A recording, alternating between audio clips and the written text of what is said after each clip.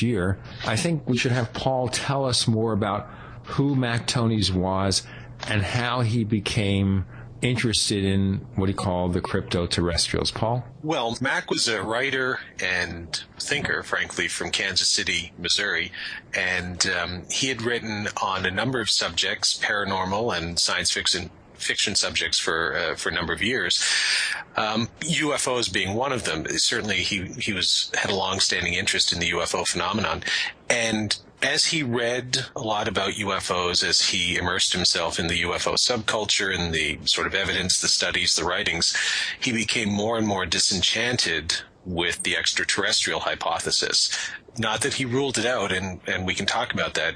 Within the Cryptoterrestrials, he makes it very clear that he still thinks it's a perfectly valid hypothesis. But he started looking around and saying, well, look, are there other possibilities as to what the UFO phenomenon, assuming a non-human explanation, what it might represent? And he sort of hit upon this idea, the Cryptoterrestrials, back in about 2006.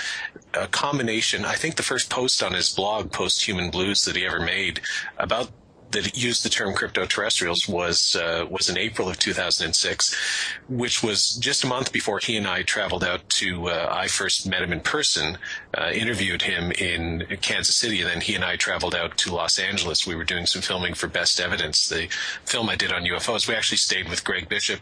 We did an episode of Greg's show, Radio Mysterioso, a legendary episode, I think, that 12 people listened to, but many more have downloaded since, in the actual recording studio, or the radio station rather, where Greg does his show in LA. And that was sort of the first time I think that Mac had ever publicly talked about the cryptoterrestrial hypothesis that he was working on.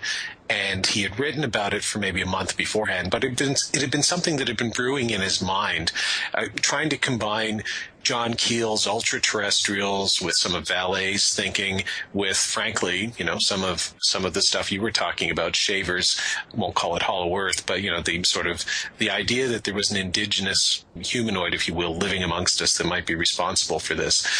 And so that's he started off originally with crypto-hominid, which was the term that he first came up with, and then he decided that sounded a bit too much like Bigfoot. So he went for cryptoterrestrial. And he writes, I'm actually looking at his blog now, you can look at it, folks, posthumanblues.blogspot.com. And if you go to April 16th, you'll see that he writes, I've been using the term ultra-terrestrial to denote secretive humanoids living in our midst. He notes that it's a term that Keel coined. And he says, while I'm intrigued by the implications of parallel worlds, whether Keel's superspectrum or something more in keeping with contemporary cosmological thought, meaning Mac's, ultra-terrestrials are local. While they might possess paranormal abilities, they live right here on our Earth. So, as he writes, I'm respectfully disposing of the ultra label and replacing it with cryptoterrestrial, which carries less Keelian baggage. And that's pretty much where he started. And over the last 4 years, he's been trying to, he was, before his death, really trying to finish this book. And now it's out. I don't know, is that a good explanation? That's it. Well, I'll tell you what, we have two other guests who can maybe amplify it. We have Greg Bishop and Nicholas Redfern. Greg, it's up to you. Where he came up with this, I first heard about it, obviously, when he and Paul were out here doing the show, which, Paul's right, it's been downloaded quite a few times, and I think when the book's out now, more people will search it out and find it to find out what he was thinking about and where his process had evolved from that point up to when he finished or virtually finished the book in October of last year. He and I talked about it, and I'm sure, Nick and Paul too. A lot of people that knew him talk about these long phone conversations that they had with him. And he and I did the same thing. We talked for 2 or 3 or 4 hours. And, in the midst of talking about a whole bunch of other things, we did talk about some of the stuff he was putting in the book and those ideas and mulled them over. And we both got each other thinking about different things. And, all of a sudden, after I talked to him, I'd see a post on Post-Human Blues about what we talked about the night before. And a lot of those elements I saw ended up in the book because it was stuff that was rolling around in his mind anyway. And I think in the process of talking to people who know what you're talking about, a lot of these ideas can crystallize and become more amenable to something you want to put in a book and present to the public, which is what he did. How about Nick Redfern for more? Well, yeah, I mean, my approach is kind of pretty much identical to Paul and Greg's. I mean, I do have a few, interesting recollections of when Mac first told me about his hypothesis, the idea of the cryptoterrestrials. And one of the things that kind of struck me when he told me was that he was fascinated by the idea that Roswell could be explained in a cryptoterrestrial context. And I remember one of the, like Greg said about having these late night conversations, I distinctly remember one of the things Mac told me. This probably would have been 2008, something like that. I truthfully forget now, but around about that time, where he felt that if you, regardless of what you think happened at Roswell or didn't, Mac kind of viewed the recovery of this weird memory metal, but in the same context, the craft or object didn't seem that detailed, if you like. It was just a large bunch of weird materials that, according to some witnesses, exhibited extraordinary properties, but there was no power plants, there was no siege chairs, engine, etc., etc. And I remember speaking with Mac, and he said, well, maybe this could have been really a secret spy balloon like the Air Force claimed, but not one of ours. And he kind of hypothesized that, what if it really was a balloon, but a truly advanced one, but built by someone else? And the Air Force, ironically, may have thought it was one of theirs until they stumbled across, the crew members, I guess.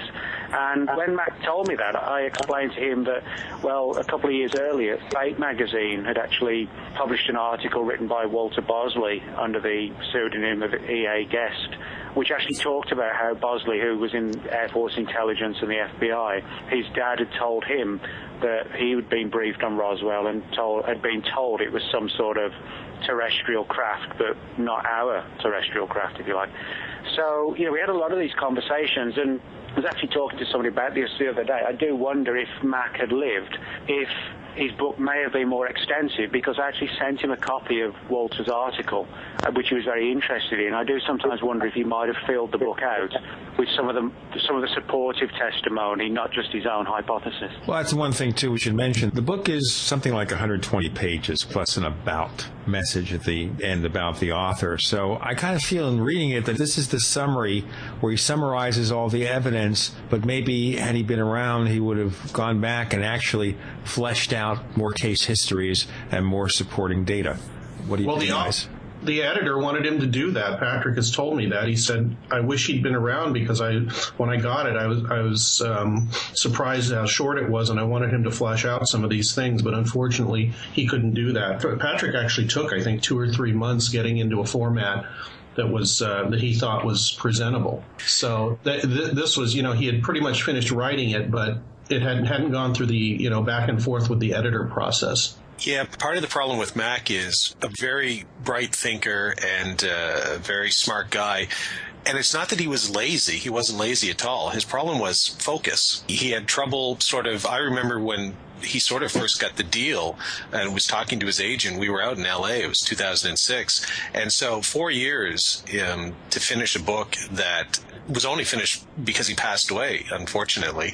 That's really his contribution to that book is only 100 pages. Nick and Greg, their forward and afterward, sort of fill out the other 20 pages. And so he had trouble sort of focusing in, and he was an ideas guy, and they were all running around his head. And I guess the best way to explain the cryptoterrestrial hypothesis is as a thought experiment that morphed its way into a hypothesis or a book. But I think there's no question that if he was still alive today, 2 things would have happened. 1, he'd still be writing the book, and he probably would for another year or 2 or 3. And 2, yes, he would have moved on and discussed more cases. And when I was in Kansas City in 2006, I was talking to him about UFOs in particular for the film, but I took the opportunity to just ask him a few questions about, did he think that certain specific UFO cases might have a crypto-terrestrial bent? And one of them was Rendlesham. And there's a video up on Google Video. If you go to the Paracast forums, I think it's there. I put these up in my review that I did of his book in my own blog, and I'm pretty sure they're at the Paracast forums too. And he describes briefly how he thinks that a case like Rendlesham is a perfect example of sort of the crypto-terrestrial hypothesis at work, where an indigenous species that shares the planet like us, and he would often point to nuclear bases and cases around nuclear bases. So he would look at the Rendlesham case and all of these nuclear cases, and he would say, does it make any sense that aliens from another planet far, far away, light years away, would be terribly concerned about whether or not we, blew our planet up, frankly? And unless you believe some of the more out there theories that somehow the Earth is the central crux of the galactic space-time continuum, and if we blow up Tokyo, it's going to destroy the universe. Unless you believe that, there's really no reason why aliens would be terribly concerned, I think, about nuclear bases. And that's one of the things that he found troubling. And I think the nuclear thing is one of the things that really sort of got him thinking, well, does the extraterrestrial hypothesis make sense? And he makes it clear in his book. He had originally been, if I remember from when I first met him, the idea of artificial intelligence, that we were dealing with aliens from another world, but they were cybernetic, AI. And he said that doesn't even make sense. What would make sense, and what did make sense to him, was if you were sharing the planet with us, you would have a vested interest in making sure that these people who have nuclear weapons don't blow themselves up, but also take you out with them. And I think it was that, which is why he talked about the Rendlesham case in particular. I think it was that sort of was a turning point for him in thinking, well, wait, maybe aliens from out there don't make sense. Maybe what makes more sense are aliens from here who have a vested interest in making sure that this planet is not destroyed by us.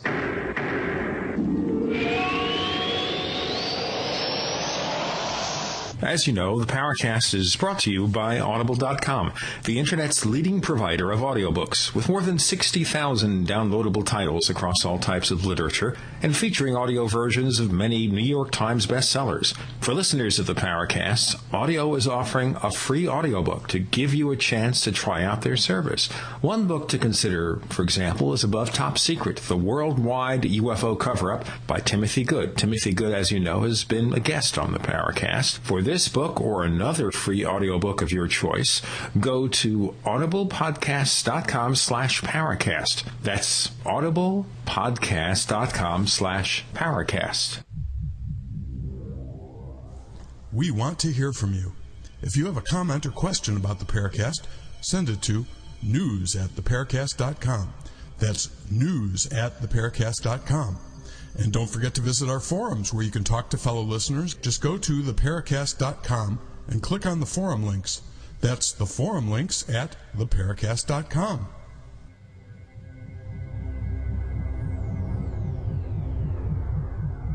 Hi, this is Tamar from Namecheap. We're a domain name and web hosting company, and we really care about our customers. With domain name purchases, Namecheap offers free SSL and free WhoisGuard for a year to protect your identity from spammers. We won't bother you with unwanted messaging in your inbox or upon checkout, but most importantly, we care about you, our customers. Your satisfaction and happiness is our primary focus because your support means so much to us. If you'd like to learn more, please visit us at radio.namecheap.com for web hosting and domain name specials. You can also follow us on Twitter at twitter.com/Namecheap, where we host many great contests, or become a fan of ours on Facebook at facebook.com/Namecheap. See you online.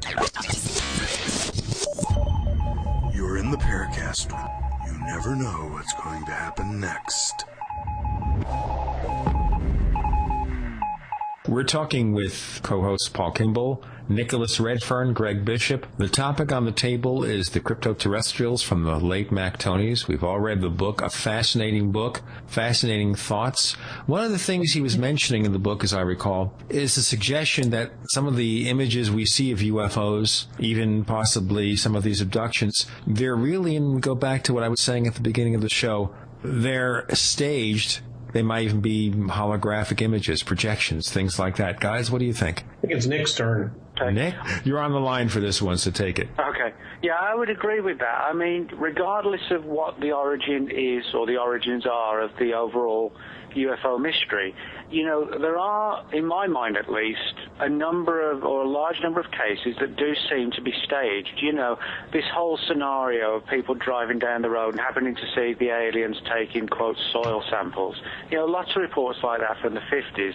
It's like, you know, Jesus, couldn't they do it in secret where no one's going to see them? But, you know, it was like they they specifically went out of the way to be seen because I think it kind of reinforced the idea of alien scientists coming to Earth. Now, that doesn't necessarily mean the cryptoterrestrial theory is wrong or right, but to me what it does suggest is that some sort of intelligence was trying to reinforce this idea of alien scientists taking soil samples, and the Rendlesham case, for example, is another perfect example where some of the guys who were at the base actually spoke about how some of the senior sources, when these incidents happened, weren't focusing their attention on the UFOs. They're actually looking at the lower-ranking guys to see what their reaction to the incidents were, almost as if they really knew what it was and they were trying to gauge what everybody else thought of it. So, and I think, you could have a whole show on stage-managed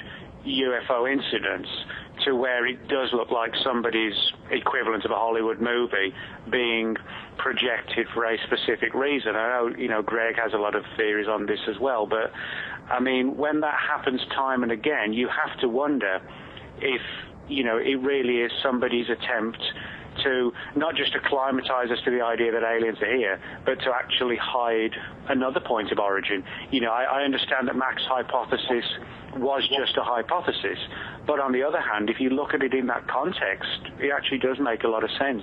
Yeah, he had a quote in his book that I think sums it up nicely, and he wrote, "For too long we've called them, quote, aliens, assuming that we represent our planet's best and brightest. Maybe that's exactly what they want us to think." So the idea that we're the majority species, there's 6 billion or whatever of us, and they're a remnant from a past civilization. Very few of them left, as he put it, nomadic. Maybe their technology is more advanced than ours in certain ways, but sometimes numbers count. And so they would use this idea of whether it's sort of holographs or whether it's using staged incidents, as Nick was talking about, to convince us that they're from other worlds, to distract, to deceive us, and to make us think that they were from someplace else so that we wouldn't be looking for them here. And in one of my rare host moments here, I'm going to ask Greg and then Nick, one of the things, I put a thread up on the Paracast discussion forums about questions that you might want us to talk about in this episode. And one of the things that came up was the idea of underwater UFOs, or USOs as they're called, I guess. And the fact that our planet is over 70% water.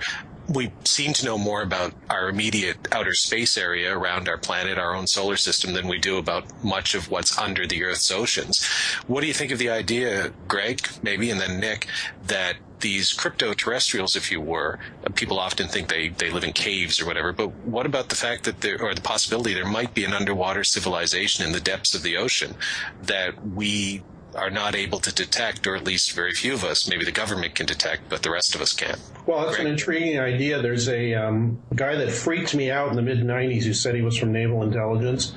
And this idea has been running around in UFO circles for a while, that the Navy knows more about UFOs than the Air Force does. And the reason nobody ever talks to them is because the Air Force is in charge of the air, not of the oceans, when the oceans cover 70% or more of the planet. It would be a really easy place for someone to, quote unquote, hide themselves, especially from a civilization that's not really conversant with staying underwater for long periods of time, or had even mapped a lot of the underwater, in detail, underwater topography. This guy from the Navy told us that they had satellites which could see into all the oceans all the way to the bottom. I don't know if that's true. I haven't really been able to check up on it, but it would lend credence to the fact that there's some kind of naval connection. Richard Sauter, in his Underground Bases and Tunnels book, does actually talk about underwater facilities and how those had been planned, and maybe some of them had even been built, which would be even more hard to find and inaccessible built by humans than the underground bases on land. So yeah, and there's a very, very large body of literature dealing with UFOs coming out of and into the oceans and lakes, etc. Well, of course, looking at things like this, we have to say, okay, the logical question people might ask, Greg, Nick, Paul, is if they're here, I mean, we explore the Earth all the time, how do they keep hidden from us? Who wants to grab that one, Nick? Yeah, well, my argument would be that if you look at the UFO mystery from an ET context, unless they have a really advanced way of getting from point A to point B in fantastic times that don't involve just straightforward linear travel, from this star system to here, then they would have to have some sort of outpost base, in simplistic terms, somewhere pretty close to the Earth, if not on it. Now, if you take that logical approach, if there is an alien base on the Earth, argue we haven't found that. So why should it be so difficult for cryptoterrestrials to hide themselves as well? I think we have to look at it from the ET context as well, that if they're here, they have to have some sort of stage post. So I think that's an important point to make. And I think also, there's this idea that if there's this advanced race of cryptoterrestrials living amongst us, it's like Paul said, some of their technology may be more advanced, but they could be quite impoverished. What if the true irony is that, yes, they're far more advanced of us, but they are living in, kind of a poverty-type scenario, nomadic, shuffling around a planet under cover of darkness, and just finding the best way to survive and hide out, and kind of trying to convince us they have an absolute armada of craft when, they may be down to like their last equivalents of 16 or 17 45-year-old Volkswagens or whatever. It could be something like that. The reason we're not finding them is because they actually don't have a huge population and a huge resource of materials, which would make it very easy for them to hide, actually. The interesting thing that Mac always pointed out, too, about the cryptoterrestrial hypothesis is it's testable. You can go out and you can look for signs of this, or at least he thought you could, probably more easily than you can look for signs of aliens from other worlds coming here. So he viewed it as a testable hypothesis. If you put some time and resources into it, you could actually go out and see if you could draw links from certain things that might show, maybe there is something here. We just haven't been looking for it.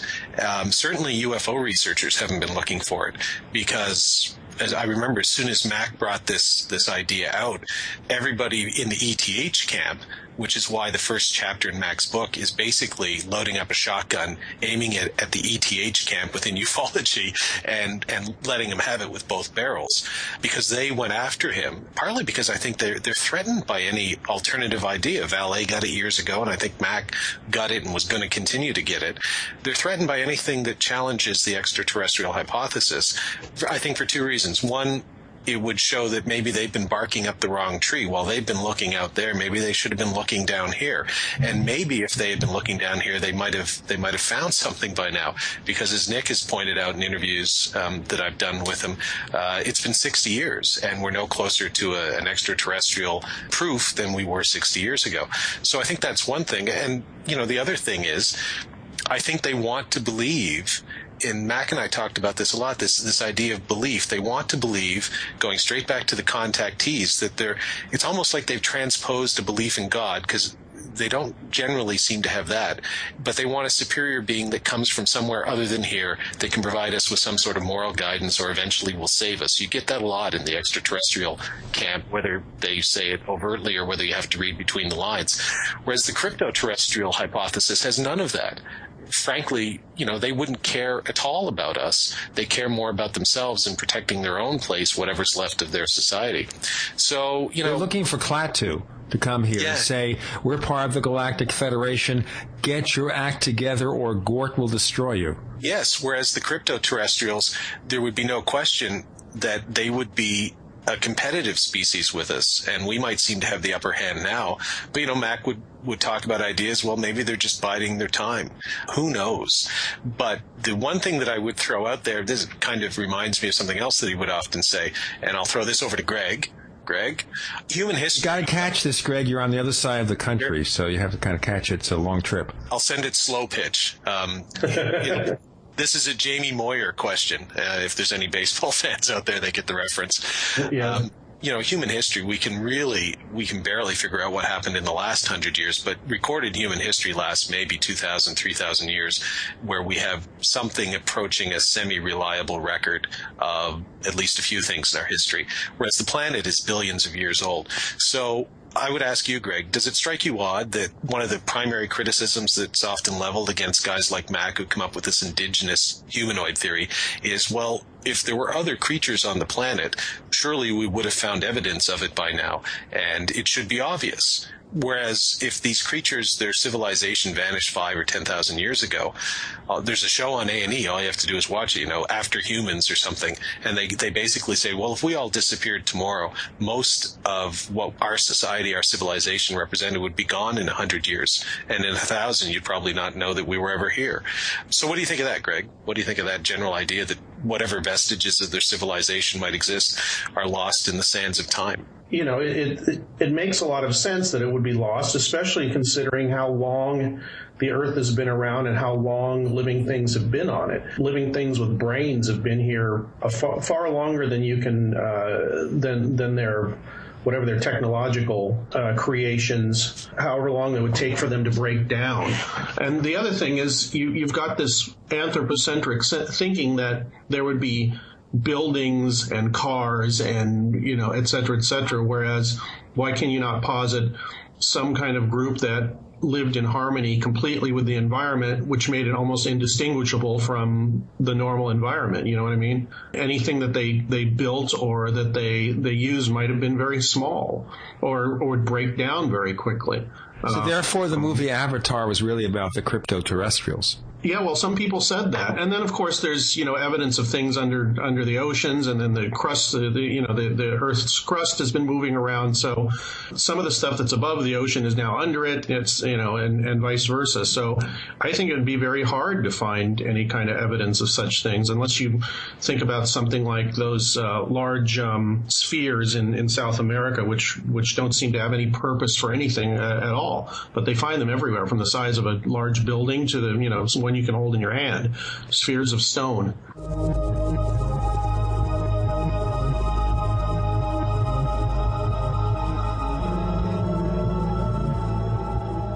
Picture this. You're on the phone with a client or colleague trying to explain something visual. A PowerPoint, a keynote presentation, a website. But it's frustrating because they can't see what you're talking about. The solution? Good news. They can if you invite them to an online meeting using GoToMeeting. Then they can see your computer desktop on their computer screen, so you can show them what you're talking about. I use GoToMeeting all the time to collaborate with colleagues and with clients. You can try GoToMeeting free for 30 days, but you must visit GoToMeeting/podcasts. That's GoToMeeting.com/podcasts for a free 30-day trial.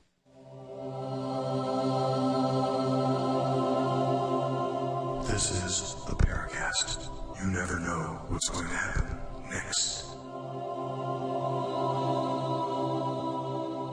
We have co-host Paul Kimball with us, with Nicholas Redfern, Greg Bishop. We're talking about the Cryptoterrestrials by the late Mac Tonnies. Kind of a totally new way, maybe not totally new, but certainly a unique and thought-provoking way of looking at the UFO mystery. Now, this logically, guys, and you can jump in wherever you want to go, takes us back to ancient astronauts. So, of course, in our early days, we came in touch with higher intelligences. We called them the gods. So was that evidence of their presence then communicating with us? Who wants to take that? Just say something. I'll say something on that. Mainly, the idea that if you look back into pretty much all cultures, ancient cultures around the world, you find stories of higher entities, superior beings, quote, coming down from above, trying to teach the natives how to live and relating some sort of spiritual wisdom. Whether you take that in a religious context, a Christian context, another religion, whether Buddhism, whatever, the central theme is that there are higher beings who, trying to put us on the right track. Now, some people will, and certainly do, millions of people place that in a definitively religious context. It's God, Jesus, it's Buddha, whoever. However, if you look at it from Mac's perspective, if there was some sort of superior race that, like Greg said, an important point, that, we look at it from the perspective of having cars, skyscrapers, TV. Maybe they didn't rely on that sort of technology or that sort of society, and that's why there aren't many remnants of it left. But if they were on a downslide and wanted to survive, well, maybe when we were on the upswing, but in the very early stages, that would be the best time for them to come down and try and mold us, you know, the unruly little kids starting to grow up, mold us into something that could be kind of controlled or kept on a leash, which obviously hasn't happened. But my argument would be that would be the time to do it, not when we are some sort of superior force that could actually take them on, but equally when we're not savage cave people, but where we're somewhere in between, where we can be controlled, but equally we can understand the message as well. So arguably, it would be common sense for them to come 2,000, 3,000, 4,000 years ago when we were, you know, starting to become civilized beings and would understand the message. But we wouldn't be able to raise a hostile force against them if we wanted to. There's this idea, too, that it's a civilization. Mac would often talk about it being a civilization in decline. Maybe they were hit by some natural disaster or a disease or whatever. But there's also the possibility that he raises in his book that it's a civilization that simply evolved, that eventually they worked their way up into a form of higher consciousness. Greg, and Nick, I just want to read something to you and to the Paracast listeners who might not have read the book from the Cryptoterrestrials, and it's a little long, but then get you to comment on it. Mac writes, given reports of humanoid beings materializing and disappearing, it's tempting to speculate that our visitors have mastered a technology of consciousness, able to manipulate their own wave functions and skip back and forth between multiple universes at the speed of thought. This is one explanation for the lack of physical evidence. They might lurk in hyperspace as well as familiar 3D space-time. Moreover, this form of travel might be accomplished without the need for energy-intensive machinery. If shamanic experiences are any indication, the ability to transcend space and time might be a more fitting subject for parapsychologists than theoretical physicists. Given that consciousness is likely a quantum function, deeply entangled with the rest of the cosmos, is it unreasonable to seek out traces of the alien among us? Maybe the signal SETI astronomers await will emanate from the depths of self, cunningly disguised as human. Greg, what do you think of that? Well, I agree with it completely. The thing about the book is that Mac, what he did was, it's a 120-page thought experiment. A lot of people reading the book or even asking about, they say, well, did he believe this? Even Patrick asked me this on the last Paracast where we were talking about Mac. Did he believe what he wrote? He believed it while he was writing it, and he delved very far into this thought experiment, and probably, this is what the best UFO and paranormal writing does, raised far more questions than provide answers. That's basically what I like about the book. Nick? Quote that Paul just read, you know, I think it's an important one, because if we listen to those words, I think one of the things that a lot of people within ufology forget is they take a very simplistic approach. If aliens are out there, they're very much like us. You know, they have starship captains and they nuts and bolts craft, but they're just a more advanced version of us, which to me is the most simplistic, stupid, lazy approach to take. You know, if these things are alien, then they're definitively alien. You know, they're going to be so different to us. And you could apply that to the cryptoterrestrial theory. You know, the whole idea of alternative means of communication, contact, holograms, etc., I think is something to bear in mind, you know, when we're looking at what's going on and trying to determine what these entities are, where they're from, and what they want. You know, it's like Mac pointed out, there's so many illogical things within the abduction scenario. You know, nobody ever interrupts an abduction and gets caught, you know, the aliens get caught in the middle of it. Well, maybe it is some sort of brain-born hologram. You know, maybe it's designed to perpetuate the idea of aliens kidnapping people to take their DNA, eggs, and sperm. You know, perhaps a lot of it is simply camouflage and subterfuge. You know, we just don't know. But I think the important thing is that Mac was willing to look at these issues because he wasn't belief-driven. So many people in ufology who support the ETH are so caught up in the belief system that they cannot get their head around the idea that they might be wrong and just cannot even consider or think about it. Picking up on that point, Nick, and continuing with you, I want to read something else from the book because that sort of brings us back to the tenuous relationship that the four of us, you, Greg, me, and Mac, often have with the it's a weird term, but the mainstream ufological community of ETH supporters. So I want to read you something from his book here. The ufological community, he writes, suffers from creative anemia. It has a disheartening tendency to refute dissenting voices, even those within its own ranks, with tired screeds that unnecessarily polarize the debate, such as it is, between cautious advocates of the extraterrestrial hypothesis and know-nothing science popularizers who seem genuinely incapable of considering the UFO inquiry outside the cognitive barriers posed by decades of cheesy sci-fi cinema and the legacy of myriad true believers. Having dotingly constructed a theoretical house of straw, many ufological proponents secretly prefer the tenuous camaraderie of their peers to the much more exciting prospect of being taken seriously by science. But the era of genuine hypotheses seems to be nearing an end. The, quote, old guard, inexplicably enamored of the extraterrestrial hypothesis, is now engaged in little more than ideological turf wars. The boons of speculation have been quietly set aside in favor of models that make just enough sense to allow their defenders to issue brittle proclamations with semi-straight faces. Meanwhile, the enigma persists, as always, seemingly just beyond our comprehension, and we have the nerve to wonder why. That's pretty stern stuff from young Mr. Tonys. But Nick, you've been on the receiving end of it, perhaps even more than Greg and I, and maybe even Mac. What do you think of that? What do you think of the UFO community? What do you think the reaction is going to be when they read the Cryptoterrestrials, the ETH proponents? And what do you think of Mac's sort of, there's no other word for it, attack on mainstream ufology, with terms like creative anemia, which is pretty strong stuff that most people within the ETH camp probably won't understand. But, what do you think about that? Well, number one, I wish I'd written those words. Mac had a great way with words. I would have said exactly the same thing. He would have probably put it more eloquently than me. I would have used probably a few more four-letter words or whatever.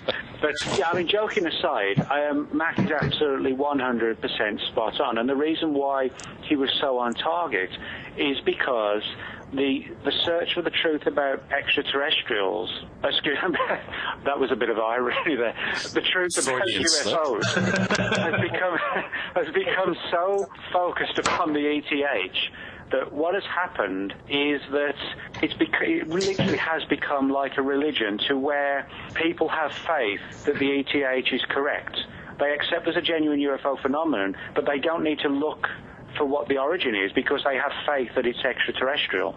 When faith takes the place of an inquiring mind, then everything's lost. That doesn't mean the ETH is false. It may well be the case that some UFO encounters and sightings are due to the presence of real, literal, flesh and blood extraterrestrials. But when you base your belief system or conclusions on a theory for which there is no actual hard evidence, but you overwhelmingly support it no matter what, then the subject is in big trouble. It's the same way within cryptozoology. Somebody supports the idea, come hell or high water, that the Loch Ness monsters are a surviving colony of plesiosaurs. They may be, but people don't want to hear the far more down-to-earth and, to me, more plausible idea that they could be giant eels, because it's not as exciting. And I think this is the problem that ufology has. Ufology has lost its ability to have an inquiring mind. It has a closed mind when it should have an open mind. And when belief systems and emotion come into a subject where we really don't know what's going on, it's done for. And unfortunately, that's what's happened with ufology, that it's like it's been hijacked by a theory that is being presented as a fact, and it isn't. This takes us back to the early days. One of the first books I read about UFOs was Flying Saucers from Outer Space, prejudging it right there, from Major Donald Kehoe. And I think if you look online, you can get the book, you can download it, it's no longer under copyright. That is the entire ETH theory in one book written in the 1950s. And I think the thing that concerned me when I started talking with Alan Greenfield about these things, and certainly when you guys considered it and Max considered it, is the fact that the thought about what UFOs might be, it all stopped in the 1950s. We haven't gone anywhere, and that's really unfortunate.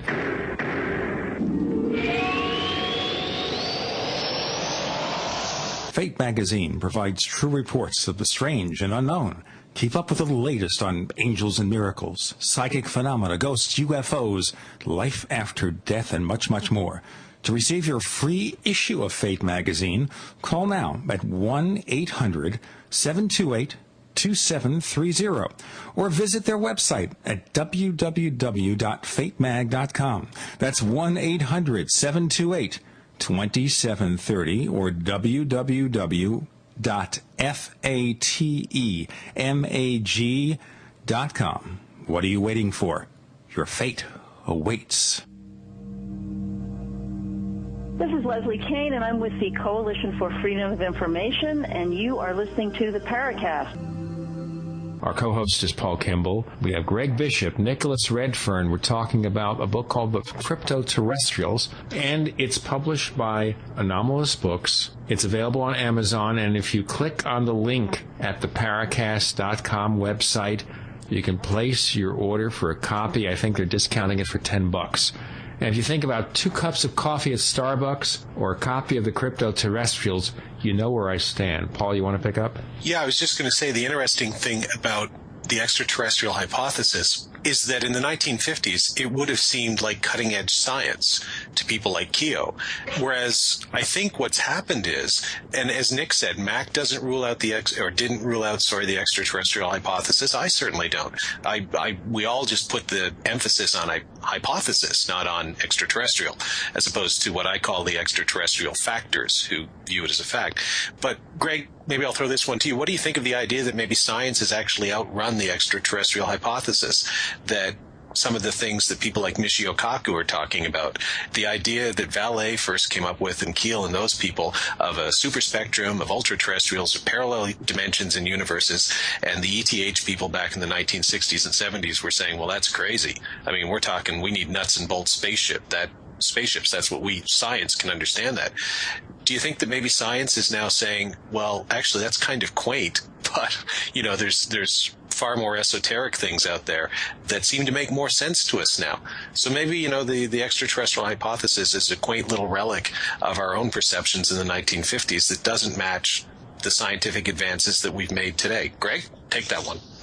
Well, I have complained in the past that ufology, much of it is stuck in 19th century science, in high school science, and nobody's really read up on some of the newer theories about the physical universe, the possibilities of what we term, for convenience sake, other dimensions. Theoretically, if you look at superstring theory and other things related to it, there is the possibility that, and it's hard to explain, every possibility exists always and always has. And if you're able to navigate that ocean, not to push anything into the last thing we were talking about, but if you're able to navigate that ocean as a species, those different dimensions, if you want to call them that, it comes to the point where anything is possible, and beings who haven't been able to navigate that ocean, look at you as almost as gods. And Mac does discuss this a lot in the book, the fact that we may be tuned to one sort of spectrum, I guess, our spectrum that we live and work and breathe and die in. But the UFO knots, for want of a better term, might have been able sometime long ago to appear and disappear at different times and different situations and different possibilities at will, which would go towards explaining some of the witness testimony. And if you stick to the ETH, that's the other thing about Mac's book. It doesn't, he offers a lot of alternatives to people, a lot of alternatives to it's aliens from other planets. Oh, it's not aliens from other planets. Oh, it's crap. There's a belief system going on both sides of that. And like Nick said, when you get caught in a belief system, even if you think it's backed up by science, you're lost. People that truly want to know what's going on and truly think that the mystery is at least partially understandable, if not solvable, have to start looking in other places. Whether it means they're going to, be invited to speak at UFO conferences or put on TV, and all that is beside the point. And unfortunately, for a lot of people in the UFO, I guess the luminaries, in the UFO arena, whether they know it or not, I think that becomes part of their motivation. Mac even mentions it in the book. What did he say? While its luminaries might noisily claim otherwise, ufology collectively wants to be marginal. They want to be marginal because they're at the top. They're the big fish in the small pond, and if that pond disappears, they don't even have a pond to live in anymore. They can't give lectures. They can't get paid to write books. It gets difficult. Let me throw out a totally left field question, because that's why I'm here. Because I'm a lefty, by the way. So here's a left field question. Carl Jung writes the book about UFOs being part of our collective unconscious. So maybe there aren't external UFOs, but Mother Earth is communicating to us somehow through our collective unconscious. What do you think, guys? Well, I actually think, as some people may know from some of my writings, I get into some weird areas. And, I mean, this is one of the things I found, nothing to do with cryptoterrestrials, but, originally coming from England, every summer I used to go down to Wiltshire, the one county more than any other in England, where, the crop circles would appear every year. There are all sorts of theories about crop circles, as there are with UFOs, but one of the more prevalent ones is the idea that there's some sort, that the Earth, the whole Gaia theory of the Earth, and the notion that crop circles are some sort of, almost like a stigmata on the surface of the planet. It's a wild theory. But, when you're faced with that, or aliens beaming, some sort of sound waves down to the ground, or guys with planks, or witches and wizards, doing occult rituals in the circles, which actually does go on, any theory is fair game. So, I think all theories have their place, and I think we should address all theories. But it's like Greg said, reinforcing what I said earlier, when addressing a theory becomes reinforcing a belief system, you might as well just give up and go home and watch reality TV or something, because when you're in that belief system mode, nothing else matters and nothing can be done. Nothing can be done to get you out of it. And that's one of the things that I find most interesting. And go back to the religious metaphor, and I'll just pick Christianity as an example, although this generally works for every religion. The difference between sort of faith, which I think is rooted in a genuine desire to try and find out about the other, whatever the other is. So you have that in the early years of Christianity. All sorts of sects, all sorts of conversations going back and forth. I mean, early Christianity was basically one long-running thought experiment by people who were trying to evade being crucified by the Romans. And then eventually, as with every revolution, and Christianity was a revolution, it gets codified, it gets calcified, some would say, into a formal dogma that is designed primarily for social control. Here's the crazy thing that I always find amusing, is that there's a lot of people who write on the internet about the UFO phenomenon, and the one thing that seems to tick them off the most is the idea that there would be some central body that would police. You hear this a lot. Oh, we can't have a central body that would police the ufology. Well, I have news for you, folks. You already have it. The advocates of the extraterrestrial hypothesis, they are the de facto cardinals of the ETH Church, as far as I'm concerned. And so when we talk about religion, I wrote in my review of the book that Mac was a revolutionary, and I compared him to somebody that your listeners probably won't know about, but a guy named Henry Allen, who was an evangelical in Nova Scotia, the Maritimes, in the late 18th century. And what Allen did, and it's worth considering for a second, what Allen did, he was faced with a very rigid, formalized congregational church that was very Calvinist in its outlook. And he said, look, I stress the personal experience with God. And he went around the colonies, and this leads into my next point, so it'll make sense. He went around the colonies, and they called him a new light, because all he said, none of these things that you've created, these things about baptism and stuff, none of that matters. All that matters is a personal experience with God. It was a revolutionary kind of thing. And then he died. He died very young, as Mac did. Within 20 years, his New Light sort of philosophy had been turned into the Baptist Church. The mainstream religions had co-opted it, taken out all of the radical stuff, and just focused in on the things that they could use. And my question to you, Greg and Nick, after that long-winded, somewhat relevant thing, is, do you think that the same thing could happen to Mac's idea? Because I've already seen on the internet people talking about the cryptoterrestrial hypothesis and saying, well, of course, he's on it. This is absolutely it. This is the right answer. And I think Mac, if he was here, would be horrified that anybody would say that he had come up with the right answer. Greg? Of course he would be horrified. He said many times in the book that I'm playing with ideas here. This is a thought experiment. However, I did tell him over the years as we spoke and over the months leading up to the release of the book, and he would just not accept it. He was too too modest. I said, what I think is going to happen with this book is that a few people will notice it. There will be some talk about it. It'll cause a stir for a few months. And then in the months and the years and I suppose the decades after it, people coming into the field will read it and say, why hasn't anybody said this before? This is incredible. Why don't more people know about this? And that may start some sort of turnover in what people do when they get into the UFO field and what they concentrate on and what kind of questions they ask. What Mac's doing with the book is asking questions that haven't been asked before and offering some cautious, tenuous explanations, hoping that other people will, one, read it, and two, expand on his ideas. I think he was kind of saying, hey, everybody, this stuff is around. It's been around for a while, these ideas that he has. Why don't you take a look at it and run with it? And I think that's what the contribution of the book is. What's unfortunate I sometimes see in the UFO field is that we did discuss alternative theories back in the 60s and 70s. Yeah. And then they die off. And then suddenly we're no longer talking about the alternative theories. You wake up one day and it's back to ETH, and you think about the cycles here. And the unfortunate thing here is we have this great work here. We have someone who unfortunately is no longer around to expand it, and we hope that people like you will be able to expand these ideas and come up with more theories, more suggestions of what to investigate and how. But maybe 20 years from now, they'll just be reading Donald Kehoe all over again, and that will be the way and the truth. God, I hope not. I mean, I'm hoping that that's not the case.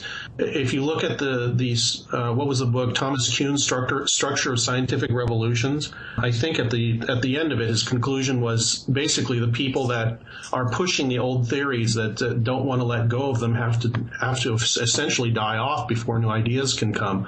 I'm hoping in my most optimistic times that that's what will happen with Mac's book and other books that are similar to it that people generally ignore, like Greg Little's books or Jim Brandon's one book on the subject, The Rebirth of Pan, which share a lot of themes, ideas, theories with Mac's. You know what's ironic about that is that Stan Friedman, in almost all of his lectures, uses that line to bolster the extraterrestrial hypothesis. He says, it's actually in my film, Stan T. Friedman is Real. I have him saying it to somebody at a conference, saying, it was Max Planck. In order for scientific progress to take place, the people that held the old ideas kind of have to die off. And in a weird sense of irony, and believe me, I hope Stan lives another 50 years in a robot body or something.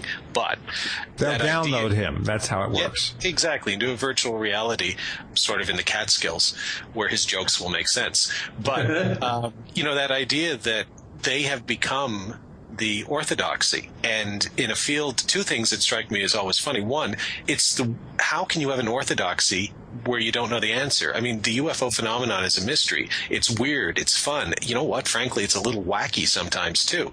And I think it's a very reductionist approach that is very human of us I think the extraterrestrial hypothesis, ironically, is the most human hypothesis of all of them, because it's not really about what the answer is. It's about what we want the answer is to be and what we can wrap our minds around. And that's it. That's what most people can wrap their minds around. Whereas you get a guy like Mac who's flying out there, he's going out in the edges. And Nick, I'm going to throw this one to you. I'm just going to read the last thing that he wrote in the book before he has one thing about our own future. But he writes this: if we're dealing with a truly alien intelligence, there's no promise that its thinking will be linear. Indeed, its inherent weirdness might serve as an appeal to an aspect of the psyche we've allowed to atrophy. It might be trying to rouse us from our stupor, in which case it's tempting to wonder if the supposed extraterrestrials are literally us in some arcane sense. Nick, comment. Yeah, I mean, I think, this obviously looks into a number of controversial areas, but the main thrust is that, I think we might not necessarily see these entities for what they are and understand them because we put our own blinkered notions on them, as you sort of just alluded to. The idea that if aliens are coming here, they have a hierarchy, they have a captain, they have a lieutenant, they have the radar guy, the guy who fires the missiles at the planet, that sort of thing, you know what I mean? It's kind of like, that's so simplistic and almost sort of in line with the contactee thinking of the 50s, somebody meets Space Commander Zach from planet whatever. And I understand that for some people, the simplistic approach works, and they portray the phenomenon in a way that they can understand and relate to. But if this phenomenon is so truly weird, we don't even understand it, but we don't possibly even recognize it when we see it for what it is, then we're in big trouble. And the whole idea that the phenomenon isn't what it seems, what I don't understand is why it's so threatening. Why is it people who support the ETH are so threatened by the idea that there could be another theory, equally fantastic, equally amazing if it was proven, but it just didn't mean that aliens from another world weren't visiting? I truly don't understand why that is a threat, other than the fact that it destroys their belief system. But why should that be a threat even so? Why can we not accept that something's going on? But hey, it doesn't involve long-haired aliens from Venus or little black-eyed guys from Zeta Reticuli. The idea that there could be an impoverished society hiding from us for 5,000 years, if that was proven, hiding out in the jungles of South America or somewhere, with their last 30 craft as they die from some sort of weird progeria-type illness or something, that would be amazing. And we would have solved the UFO mystery, and we should be congratulating ourselves. But you're going to have thousands of people sulking purely because it doesn't uphold the ETH, and it's sometimes like, is it worth it? You know what I mean? And I think it's such a marginal. Mac writes about how ufology as collectively, at least the ETH aspects of it, have collectively marginalized themselves, and he sort of posits that they've done it on purpose. And to me, it's kind of like and Mac was a huge fan of REM, and he and I would talk about this. I remember REM when they were sort of this cool little college band that nobody knew about, unless you happened to be in college. And then they hit the mainstream. They broke, I think it was The One I Love, and then It's the End of the World as We Know It. And suddenly everybody was listening to them. The same thing happened with U2. And the weird thing is, a lot of their cool college fans said, oh, well, they've A, sold out, and B, they were jealous that all of a sudden all these people kind of wanted to listen to REM and U2 because REM and U2 were their bands. And I sometimes wonder, and I think Mac hints at this in his book, that ufology, especially the extraterrestrial hypothesis people, are a lot like that too. They think they're in on the secret. The pearl, as the religious people would call it. And I think there's an element of fear that if everybody starts to be interested in this, to think about it, to talk about it, they're not going to be terribly relevant anymore. They're big fish. They'll have to give up their stuff. They'll have to give up their field. They'll have to go back to having a real life. We'll have more of a real life on the other side of the Paracast with guest host Paul Kimball, Nicholas Redfern, Greg Bishop. We're talking about the Cryptoterrestrials. So, Frank, what do you think about UFOs? I saw one once. I think they're out there. What they are, I don't know. Well, I believe that something is out there. I think that those things that you see in the sky are only one small manifestation of a whole wide range of phenomena that people haven't properly named or have attributed the wrong source to. We want to hear from you. If you have a comment or question about the Paracast, send it to news@theparacast.com. That's news@theparacast.com. And don't forget to visit our forums where you can talk to fellow listeners. Just go to theparacast.com and click on the forum links. That's the forum links at theparacast.com.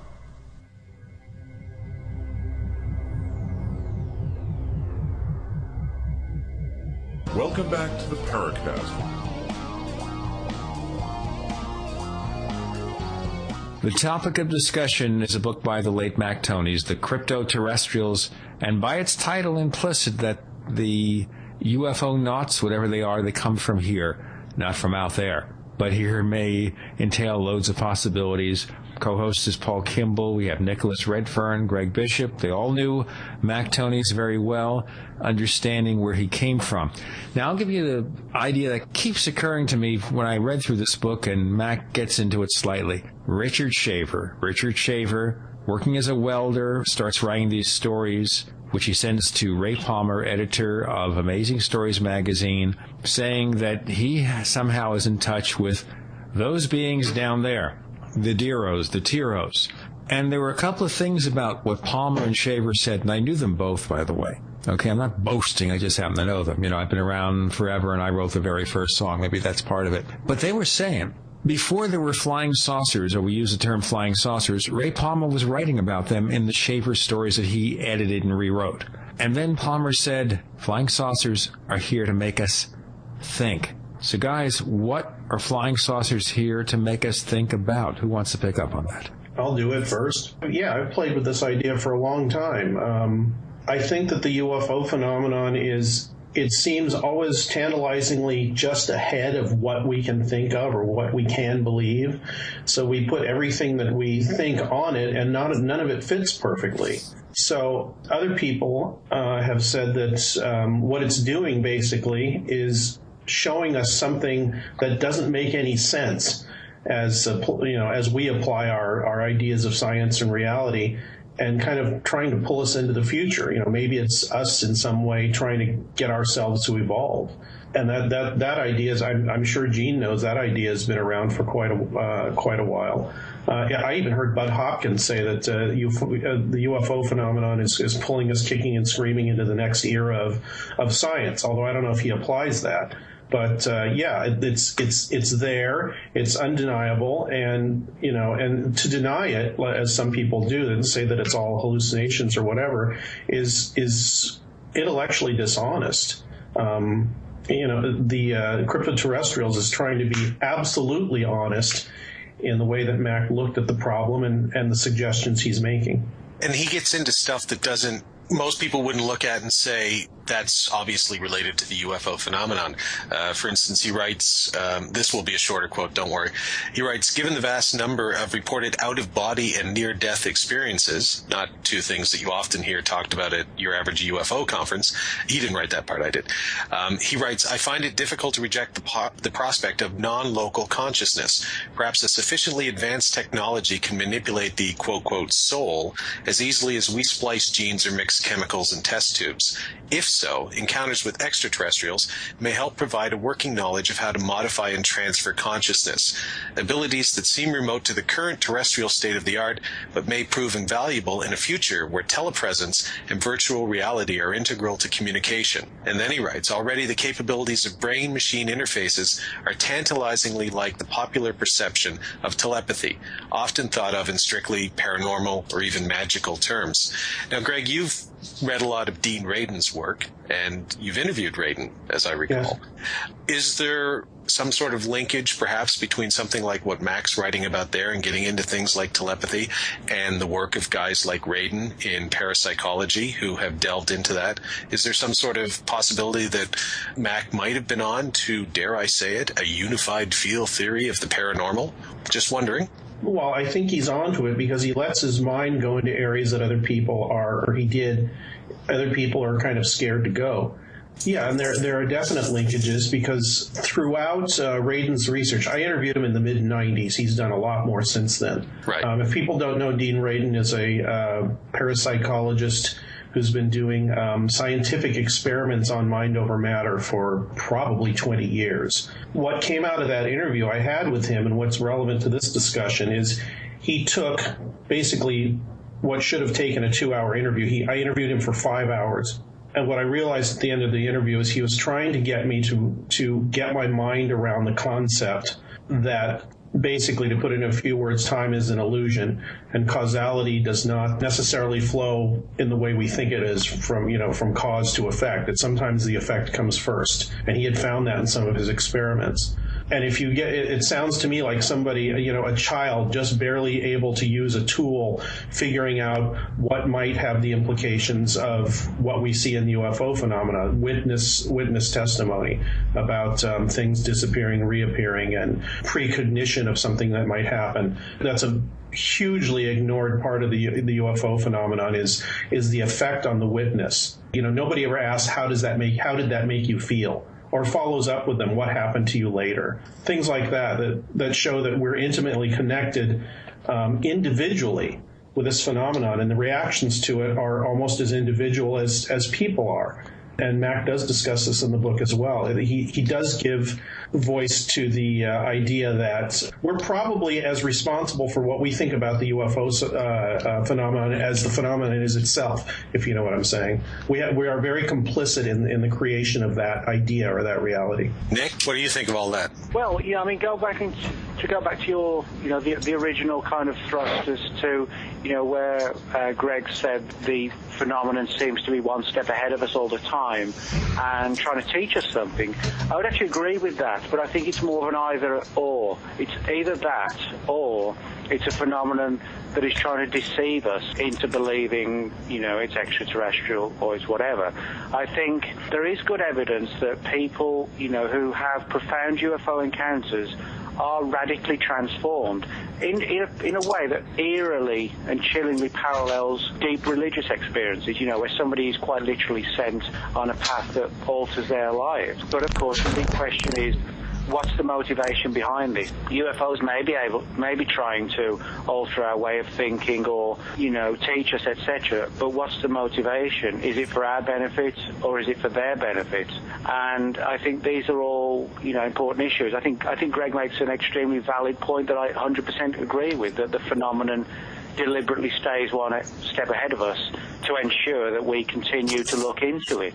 But, are we being kind of like, the fish chasing the bait on the end of the fishing rod, or is it somebody really trying to help us?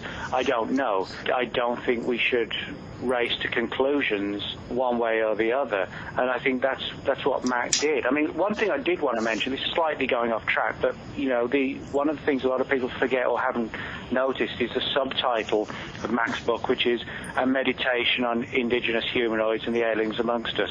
The most important thing are the first two words, a meditation. It's a theory. All these people are shouting and screaming that, well, this just couldn't be. They've missed the point of what Mac was doing. He's asking questions instead of, with their lofty approach of already having the answers. Yeah, no, and that's in my review of this book. That's why I called him a revolutionary. And I really think, and one or two people didn't criticize me, but they just pointed out, look, he was one of your best friends. Of course you'd write something nice like that about him. And as I pointed out to them, well, Nick's one of my best friends too, but as Nick would recall, my review of Body Snatchers in the Desert was, less than kind in some respects. So I don't think any of us have any problem if we had read the Cryptoterrestrials and said, well, this is nuts, or Mac's out to lunch. We would have said so. When I look at it and I say, look, this guy was having, not that his idea about the Cryptoterrestrials was revolutionary, although I think that is within the context of the UFO field, but I just think his way of thinking was revolutionary because he thinks, or he thought. And so many people that look into the UFO enigma, strangely enough, don't seem to want to think. They just want to be fed an answer. And that is worrisome to me as somebody who takes the UFO phenomenon seriously, sees it as a mystery that's worth looking into, that so many people who seem to be concerned about it don't view it as a mystery. They just view it as something received from heaven, as it were, or the gospel.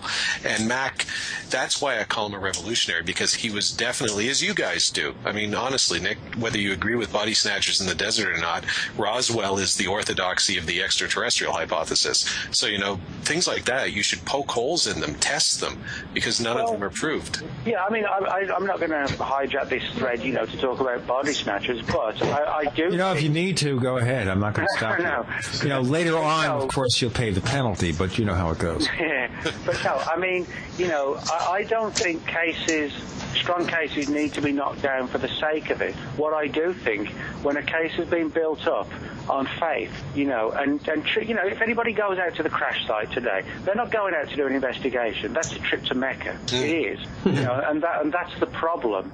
I don't knock significant cases because they're easy to knock down or hard to knock down. if there's another argument or another idea, we should look into it. I can almost see the day when UFO conferences are just held on a Sunday morning, and then the organizer goes around with a plate collecting money at the end. You do at the beginning to reserve your space in the convention. Well, that shows how much I know about church. I can, joking aside, I can almost see that happening.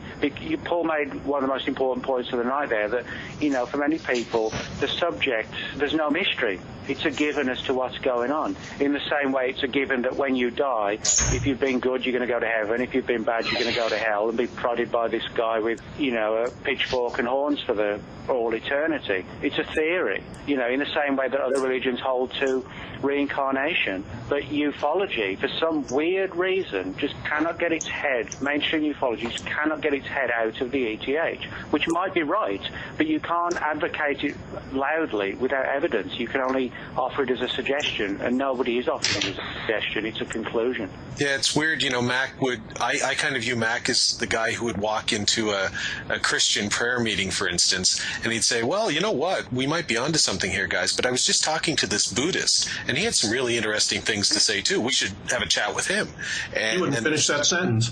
Yeah, no. And the ETH... He would be beaten and battered and, thrown out. But there is an element, and a very vibrant element within Christian thought that accepts stuff like that. They're wide-ranging, and they embrace other faiths and and all faiths. There's an element within all faith that looks at other faiths and says, can we learn from these other faiths? And then there are elements, whether it's Islam or Christianity, and all faiths that say, no, ours is the only way to heaven. And, to stretch the religious metaphor to its ultimate conclusion, I guess, ufology is like that, and I think we all agree, we're singing from the same hymn book here. The ETH is that it's the only way to get in.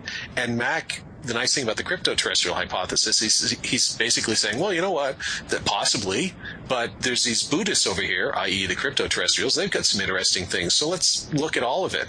I don't know about you two guys, but I can't imagine any other way of looking at it than the way he was looking at it.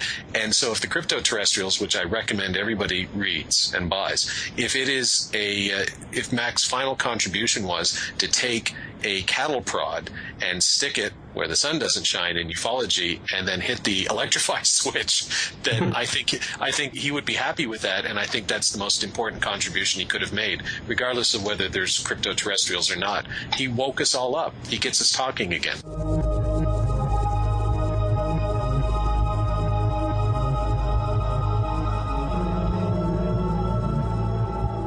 Hey neighbors, would you like to see the Paracast live long and prosper? Well, if you know of anyone who wants to advertise their products or services on the Paracast, have them contact us directly. Tell them to write to sales@theparacast.com. That's sales@theparacast.com. And we'll also accept your donations by PayPal. Send your PayPal donation to the same address, sales@theparacast.com. That's sales@theparacast.com. And thanks for listening.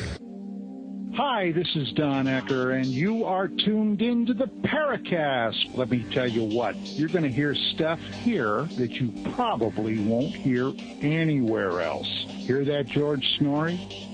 This is Cattle Prod Radio. Co-host Paul Kimball, featuring Nicholas Redfern, Greg Bishop. The topic of discussion is Mac Toney's thought experiment, the Cryptoterrestrials. And if you go to theparacast.com and click on the title of the book, it takes you right to Amazon Books. I think they had it now for $10 a copy, discounted. So please give up the 2 coffees at Starbucks. Get yourself a copy, sit down, read the book. It'll take you 2 or 3 hours, and start thinking about what's going on. We are down to 45 minutes and maybe have about 6 hours to go before we continue.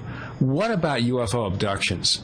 Now, there's so many going on. Is it something that they're staging? Are people picking up on some kind of frequency and just getting these messages? What? Greg? Poor Greg, you're going to get it. If you want time to think. Whenever the tough questions come up, Nick and I always defer to Greg while we sort of think. Yeah, so that I can say something, then you can riff on it. Exactly.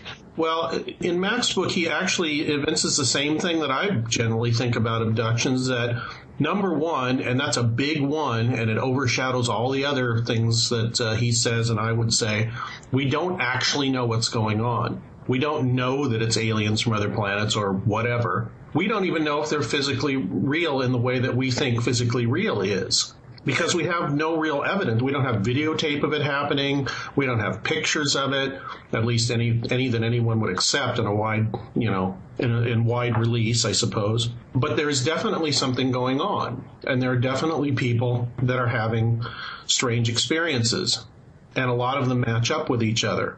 So what does that tell us? It tells us that we don't know everything we know. I mean, we don't know everything. Maybe we don't know everything we know either. We don't know everything about the way the human mind works and the way it interfaces with whatever, with the reality that it lives in, and the ones we're not aware of.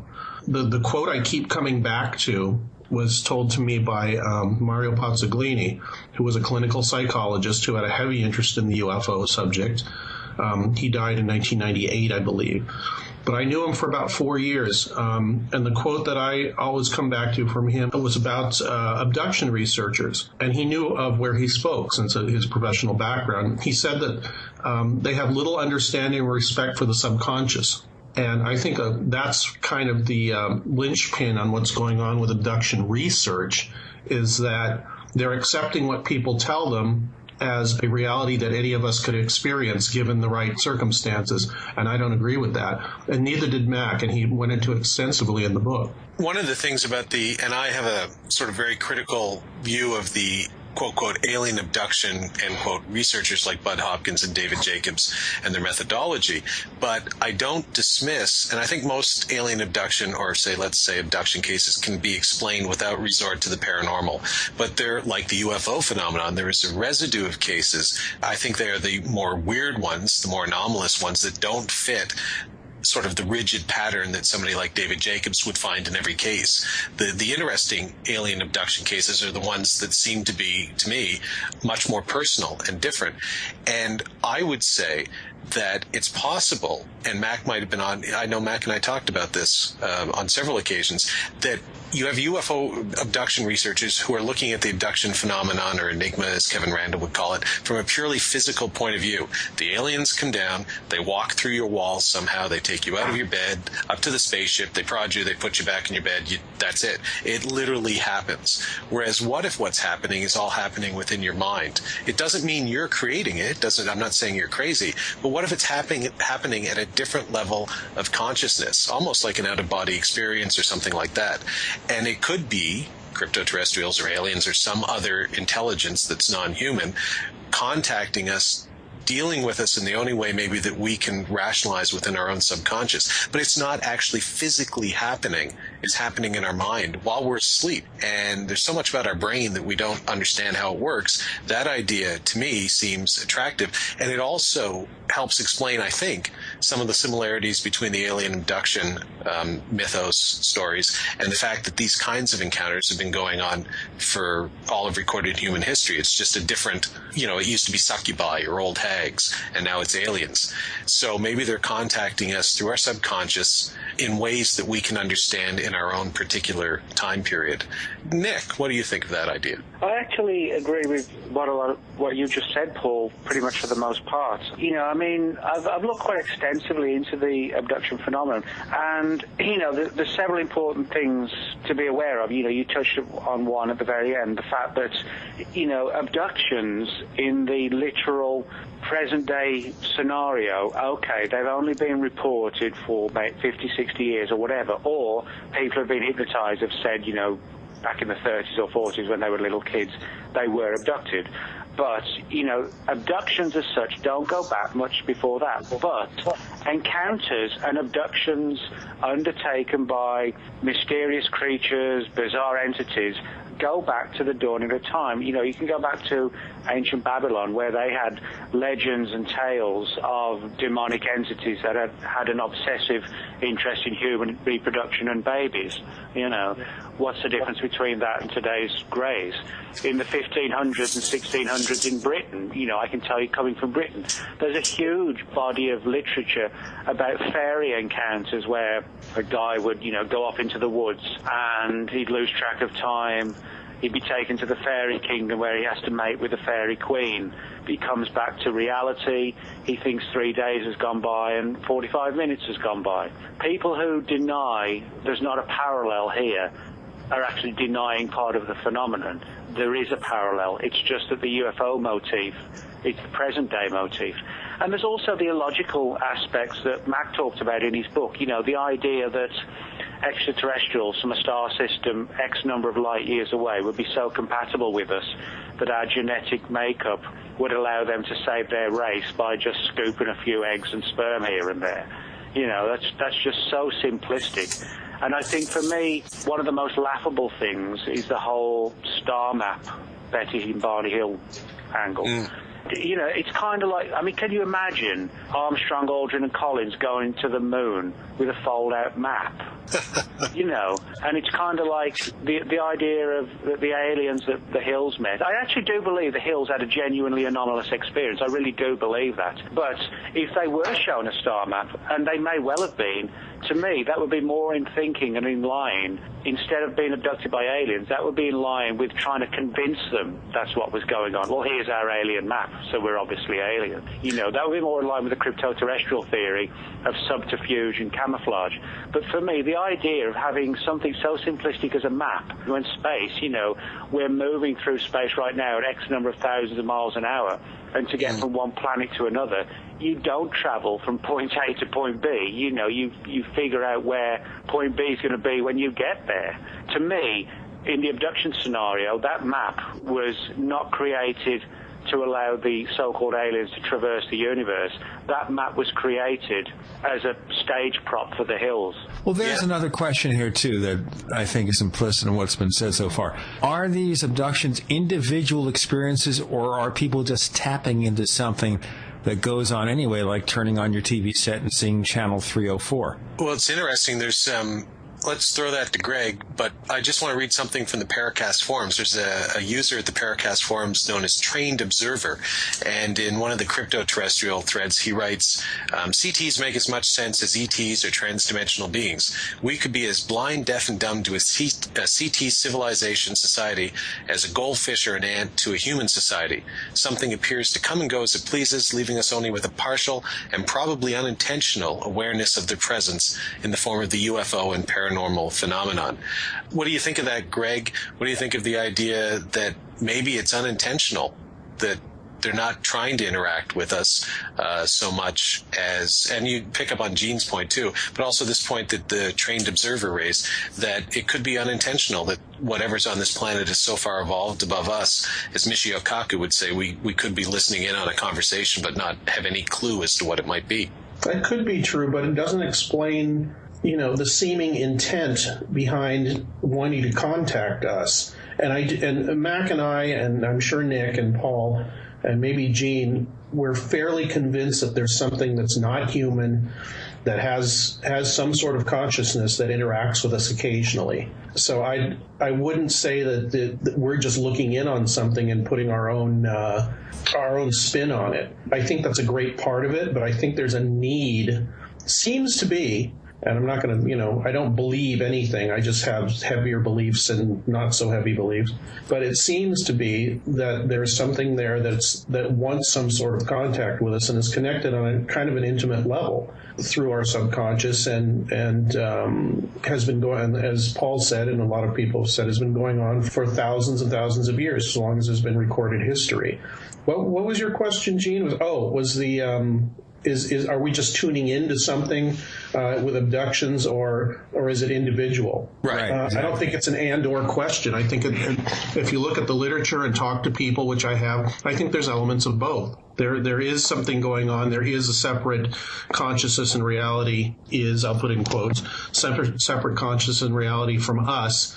And occasionally we will interact with it, and the reactions to it, like I said, are as individual as people are. But yes, I believe that there is something there. Now past that, I don't have an explanation for it. But we've all heard of, seen, and read about the manifestations of it.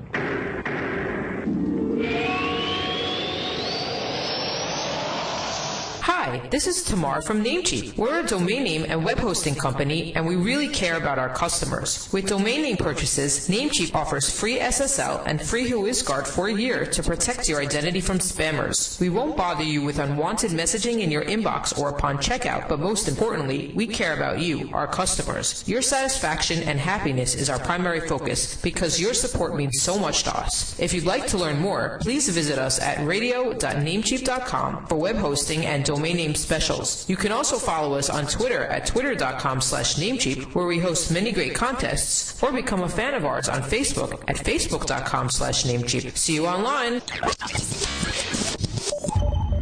You're in the Paracast. You never know what's going to happen next. We're doing a thought experiment on the Paracast this week in honor of the late Mac Tonnies and his final work, The Cryptoterrestrials. Our co-host is Paul Kimball. We have Nicholas Redfern and Greg Bishop. And, of course, another question that hits me, if these are physical, real beings of whatever level of achievement, and they see we're doing really bad things, why not get in touch with our governments on a more direct level and say, hey, guys, we got to work together. We're in this together.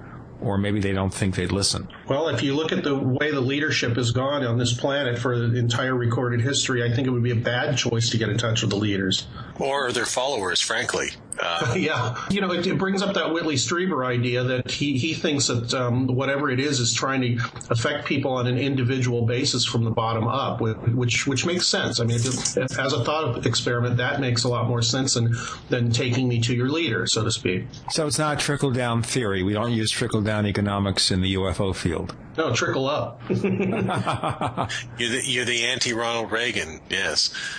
I don't know, it's just weird, like, unless they are exactly the same as us, why would they want to talk to our leaders? That would be like, frankly, us going to, I'm not going to use the ant example again, but I don't know. Say you get 20 dogs running down the street and you look at them and you go, well, let's talk to the leader dog. Well, I don't know. One dog is the same as the next. So if we are dealing with an intelligence that's more advanced than us, I don't think they would particularly care that Barack Obama happens to be the president of the United States. To them, to it, to whatever, he's just one of 6.5 billion of us, especially if you view it as they've been here for hundreds or thousands of years. I mean, we come, we go. If this is something that's been with us throughout our recorded history and perhaps even longer, we're a drop in the bucket. And even using the extraterrestrial hypothesis, if it takes them, from the nearest star system, even traveling at near the speed of light, it would take them 4 or 5 years to get here, I think. And there's no planets around them either. Yeah, I know. Paul's science bad, but let's say it takes many years to get here, even at They just use Warp 7. Engage. Well, or maybe they're using wormholes or whatever, I don't know. But let's assume it might take them a while to get here. Are they really going to care too much about talking to any one particular human being?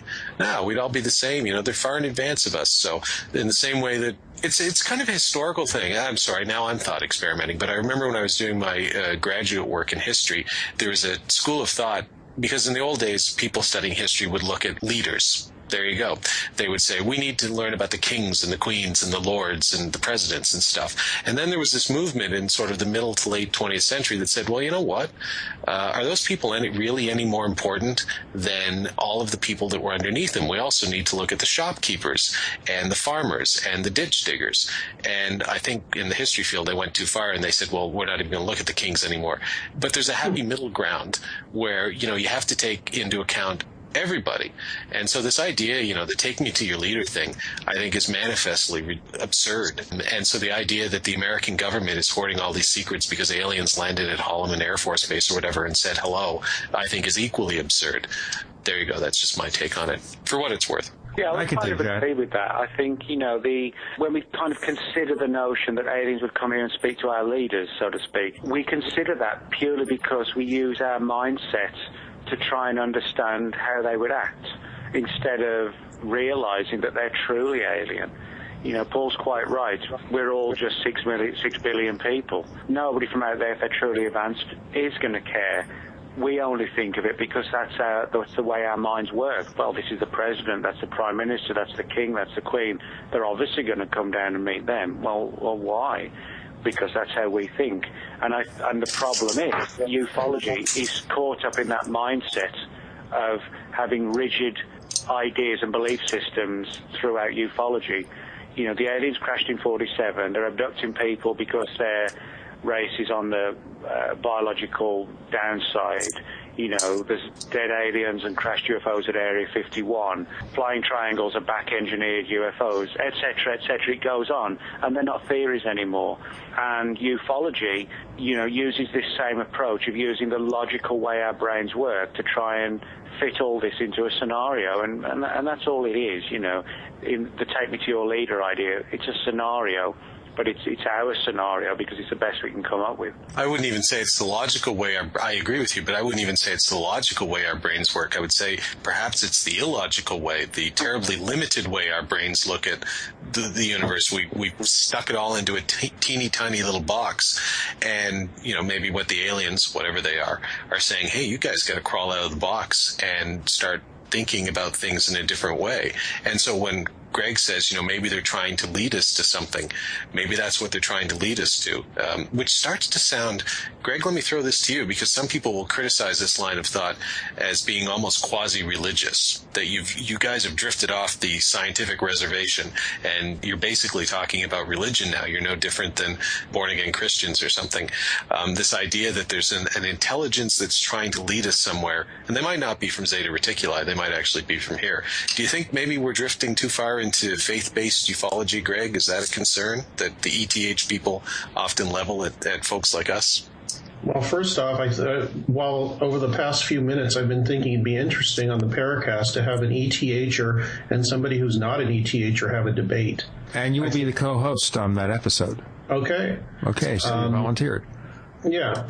Well, if you've been in the UFO field for a while, and probably Gene knows this, a lot of the stuff people talk about starts to sound sort of religious, because you start running into that. You start running into government stuff, you start running into psychology, you start running into spirituality.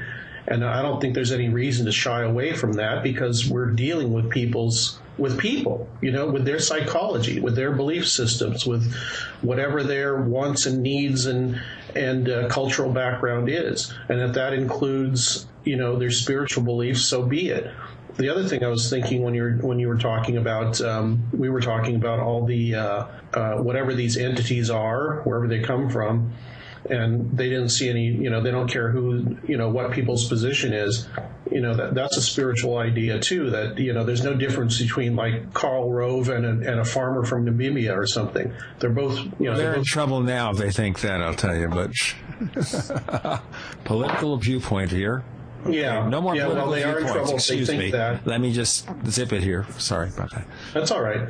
They are in trouble if they think that, I suppose. But the thing is, what we've learned about the UFO subject and about witnesses is that anybody can witness a UFO. It's not limited to an economic or social or even by country or nationality or anything. And so I think that if there is an intelligence, which I think there is behind the paranormal, behind the UFO subject, it's so democratic, it's almost out of our realm of belief of how democratic it is. And I'm not saying that to be, you know, political or that I'm a Democrat or anything like that, but just to use the word that if they want to contact somebody, everybody is fair game. Yeah, small d democratic, not big D. Yes, democratic. Exactly. Yeah. Okay, so Charles Fort says we're property. So say the Cryptoterrestrials seeded us, nurtured us, whatever, and they're leading us on a path, which is why flying saucers are here to make us think. You see where I'm going with this? Yeah, I think so. I think I think we're also helping ourselves by buying into that it's something worth taking a look at. Does that make sense? Works for me. Nick? Yeah, I think, you know, just to go back to Paul's point about, you know, about drifting towards a religion and, you know, are we any different to a preacher? I actually think we are. I think we're the exact opposite, because a preacher, whatever his or her religion is, their role basically is to uphold that belief system, whereas we, I think, are questioning belief systems. We're not denying the existence of something, but we're not hammering home, you know, the idea that it's this or it's that. And I think that's the important point, that a lot of people in ufology, I'm not saying I'm better than anybody else, because I'm certainly not. But I do hope that I have an open mind rather than a mind that has already reached a conclusion and that is determined to uphold it come high water or whatever. I think this is the important thing, that ufology, there is an argument for saying that certain aspects of ufology do spill over into religion in terms of the approach. But it is very much based around upholding belief systems, etc. And I think there are people in ufology who do that, consciously or otherwise. But I would hope that more people would come around to the idea eventually that we can look at the idea, as I do believe, that there's a genuine phenomenon without having to, hammer home the point that it's explanation A, B, or C, etc. Yeah, Isn't that a problem, though, that we want the Reader's Digest explanation? We want the few pithy paragraphs that simply summarize the entire thing, and when you say, you know what, we're only at the beginning of the research, not the end, we don't know what's going on yet, we only have a faint glimmer of hope to figure it out. Yeah, I mean, that's a valid point. People want answers. And in ufology, people want reassurance also that, the aliens are here to help us. A lot of people want that. As somebody mentioned earlier, the idea of ufology almost kind of unconsciously replacing old-time religion. I understand that for some people in their lives, they need meaning. I don't know if there's a life after death. I don't dwell on it. I don't think about it that much. But there are people who do. My view is I've got 70 or 80 years, hopefully. What happens afterwards happens or it doesn't. I'm not going to dwell on it. But when you begin to dwell on a subject and you want it to kind of have a meaning in your life, to me, as I said earlier, you've kind of lost all direction. And people might think that sounds sort of cold-hearted, but it isn't. It's just that, we dwell on things because as human beings, we understand mortality and death. Your pet dog, all he wants is to be stroked, fed, patted, taken for a walk. He loves his life. He doesn't have that concept that one day it's all going to be over. So he doesn't worry about higher entities coming down to save him. We do, because we know one day it will be over. And I think ufology is like a comfort zone for people who are not necessarily in tune with mainstream religion, but equally, because we're human beings, they want something, and for them, it's ufology. I wouldn't use, and you're quite right, Nick, the term religion, which I don't abhor the term, I just abhor the practice, the formalized sort of codification of spiritual beliefs. I would use the term spiritualistic, or mystical. Within all faiths, there's a mystical trend that often gets squashed by the mainstream churches. And it's funny, your blog, you and Greg and 85 other people now, is known as UFO, your gang is increased, is known as UFO Mystic.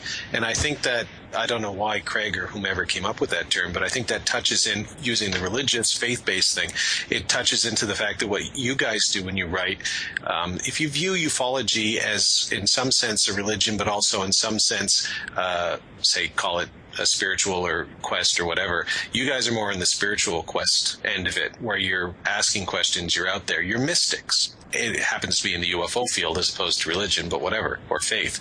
And that exists in almost every inquiry of humans looking into something that we don't understand, certainly with spirituality or faith. There are mystics, William James, a whole bunch, Henry Allen was one. Jesus himself, one would say, was very mystical. And then there's the people who come along and insist on taking that mysticism, that wonder, that questioning, and taking everything special out of it. Like sticking a pin in it, draining the lifeblood out of it, and then leaving a cold, dark, gray husk. And, okay, that's what we've got because we can control that. No, you're right. I know. See, we don't have to go anymore. Everybody's right. We're all perfect. And we have to say nothing more because that's it. I think the problem is in any of these things, any of these pursuits, if you want to get down to brass tacks, I suppose, and I've written about this and so has Nick, is fundamentalist thinking, the belief-based thinking, which stops you looking at other things. What could be more boring than to be stuck in one type of thought process, one belief system, and then sit there and defend it against all people who once in a while have a good point? I think that's boring, and it's also it's cowardly to me. So I distinguish skeptics in the UFO field and any other field by two terms: skeptic, which is somebody that doesn't believe anything without proper evidence to back it up, and a fundamentalist skeptic who won't believe anything no matter how much evidence you show them. Yeah, I think one of the most important things, too, and I swear this is the last thing I'll read from Mac's book, but I want people to, why I'm doing this is I want them to hear what he wrote and understand that there are very few people writing in the UFO field or the paranormal field in general that also had a facility with language that Mac had. So many UFO books, no matter how much information they might impart, are so deadly, drearily dull in terms of their language. You two guys are, wonderful exceptions. Thank you. Yes, quite so. But even beyond what Greg would write or what Nick would write, I mean, Mac just had a facility with language that was special. And I think it bled through into his science fiction writing, too, unique. And that's what we'll miss. And here's his final comment in the book. He leaves the cryptoterrestrials behind, and he goes back to talking about us. And I think a lot of what Mac's thinking on all of this was that we see in the UFO phenomenon a mirror of ourselves. Perhaps it says as much about us as it says about whatever they are. So here's what he wrote. He said, although I harbor serious reservations about humanity's ability to make the evolutionary cut, I'm not without hope. I sense great things in the making. I enjoy experiencing this dire, ever-accelerating point in our species' history.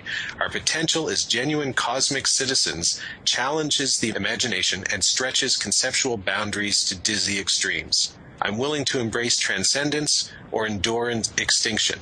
I must perpetually concede either possibility, no matter how dramatically different, regardless of how exciting or dismal.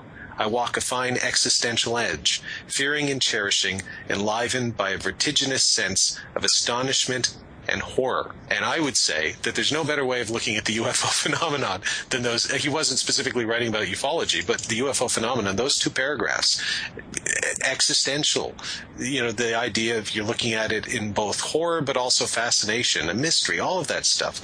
I think it's so sad because he really was somebody who was capable of exciting people's imagination again. I would call him, tell me if you think I'm wrong, guys, the Carl Sagan of ufology, in the sense that he could popularize it and also at the same time, so make it accessible, but also at the same time inspire people to think.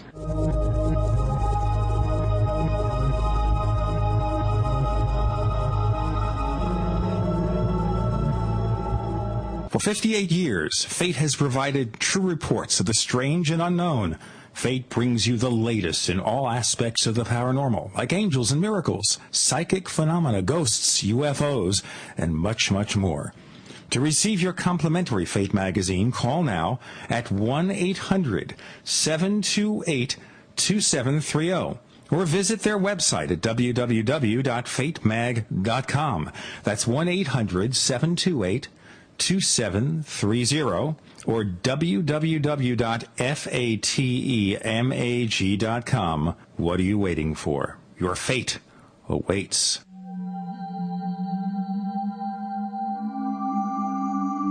You've entered another dimension. You've entered the Paracast.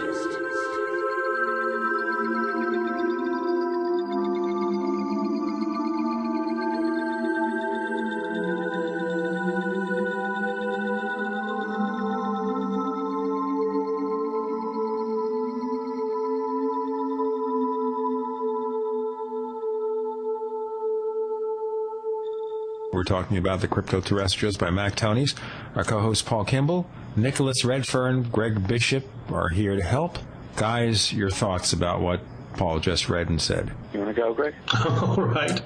The one phrase besides the what Paul just read, the one phrase that sticks with me and which is kind of distills everything that I've been looking at since I started really seriously looking at the paranormal, was a phrase he came up with somewhere in the middle of the book called recreational paranoia, which is a wonderful phrase, which to me it means don't be afraid. You can be afraid, but don't be afraid to think differently or look at something new or feel threatened by something, whether on a personal level or an intellectual level, when you're looking for answers. And that's, in a nutshell, that's I think that's a proper attitude, a brave attitude, a courageous attitude. Have fun with it. Yeah, it's like being on a carnival ride. Things are going to come at you. You're going to go over hills. You're going to fall off things. But if you trust yourself and you trust your own thinking process and not other people's, I think you'll find maybe not the answer to the UFO question, but some answers about yourself. And I think I talked about that with Mac quite a lot, and he agreed with me on it. The search for answers is more like a journey and more like a putting yourself through a different school, not the school that you go to classes and pay for and all that. Well, I guess you do pay for books and conferences and all that, but it's a personal journey, and there's a lot of rewards there if you don't allow yourself to be stuck anywhere. The journey is its own reward, Nick. Exactly. Yeah, what Greg said. Oh, this is so easy for us, folks. No, I actually, Greg makes some good points, and I think part of the search of the truth about the UFO mystery is the fact that we are almost put on a quest to find the truth. And that also kind of touches upon what, Paul talks about religion, the idea of finding something and coming to a conclusion or a belief system. I think that, there's Greg made some good, valid points based on, Mac's writings. And I think, if nothing else, the sad fact that this has to be Mac's final work, I think, he's left us with a body of work where we can, talk on a 2-hour radio show and barely scratch the surface. Most books or whatever, you can wrap them up in an hour or so of conversation. Mac offered so many different theories, the things we've discussed tonight, that you just don't get within mainstream ufology, because mainstream ufology is so compacted into, 1 or 2 theories and ideas and frameworks. And, like Paul said with Mac's writing, he was so descriptive and so, brilliant in his writing style that he was just able to present me 100 pages, something that some people would take a lifetime to write. And, particularly those last paragraphs as well, it was sort of bordering on all you could really say about the phenomenon that's, hadn't been said before. So. Do you think that maybe in putting together this book, he knew innately that he didn't have much time left? I always kind of think that people do know when their time has come, and I think, just going back to something that maybe has nothing to do with it, the day before my birthday, back in 1988, my father calls me. And we would talk frequently, but maybe only for a few minutes, and then he spent more time trying to express his thoughts the next day he died. So you kind of wondered, when Mac was putting this together, maybe the message innately says, Mac, you're going to be leaving soon. You've got to get this down pat now. That's sort of a romantic notion. I think not. Only because I know that Mac and I, and I'm sure maybe Greg and Nick too, but I had talked to Mac. We were working on a science fiction screenplay based on the play that we had co-written, which hopefully will be going in production this year. So Mac's final work might not be the Cryptoterrestrials. I'm kind of hoping that it's this film that we'll do. And then he has a lot of, short stories and stuff that I think will be a rich vein for screenwriters and other people to take up in the years to come. But he was talking, at least to me, about collaborating on other projects, and the Cryptoterrestrials was a stop, an important stop on his own road, his own journey. And Greg hit it exactly right. Mac was all about, and this is why he and I get along so well, and we all get along so well. It's not about the destination, it's about the journey. It sounds trite and cliched, but it's true. And I don't think he thought he was anywhere near the end of his journey. And so to me, that's the tragedy. And I think you can see that in the book, Gene, as you pointed out. He had more that I think if he had lived, the book would have taken longer, but there were many other things that he would have put in it as well. So yeah, I don't think so. I don't think he saw the end coming at all. In 10 minutes or less, maybe define where we're going or where we could go from here. And by the way, neighbors, we are going to do more shows about Mac Tonnies, the Cryptoterrestrials. That doesn't end here either. Okay, seeing where we are now, we're living in a sea of ETH. How do we help people think about other possibilities? We always call on Greg first, so go ahead. As Nick and Paul think. Yeah, I think the way to do it is doing exactly what we're doing right now, is to just popularize the idea in the best way we know how, by or using our vehicle or our, whatever our tool is. Paul's is film, Nick and I write, and you do the podcast. I do one too, but that's the best way to do it. I mean, it's not my style to shove things down people's throats. I present what I think and then wait for people to react. I don't want to carry a flag. Unfortunately, people that do carry a flag get a lot more people listening to them, but that's not the way I do it. That's not the way anybody here does it. So I think just popularizing his ideas, bringing them up. I've actually I've played a clip of Mac at talks I've given, and 2 or 3 people in the audience go, "Oh, hey," and they come up to me afterwards and talk about it, and and I think that's how it works. You get a few people talking about it, and you would hope at some point that turns into more of a flood and then a torrent. I don't know if that'll happen with Mac's book. I would hope that it does. But I have said before that if there's going to be a change in the UFO phenomenon, the way we look at it, it's not going to come from the UFO people. It's going to come from a field of study outside of ufology, whatever that is. And I think at that point, a lot of the things that Mac wrote about will have a lot more relevance. And maybe that's why I said that the book will be heralded, I hope not long, but after its time. Okay. Yeah, I agree with what Greg said. What I would add to that is that, one of the problems with not necessarily having people believe what Mac's theory, I don't think Mac would want that. I think Mac wanted the UFO community to be open-minded to different scenarios. But the big problem we face in getting the UFO community to be open-minded to something other than the ETH is the problem that, ufology is very much like a closed group of people. Yeah, there's a lot of people who read UFO magazine and attend conferences, but in terms of the people who do the research, the writing, and who you might call prime movers, they are rigidly stuck, not just in the ETH, but it's kind of like this safe mode where, I'll give you a good example. When I wrote Body Snatchers, a couple of people, well-known people within ufology, said words to the effect of, wow, you wrote that book, are you worried about getting thrown off the lecture circuit?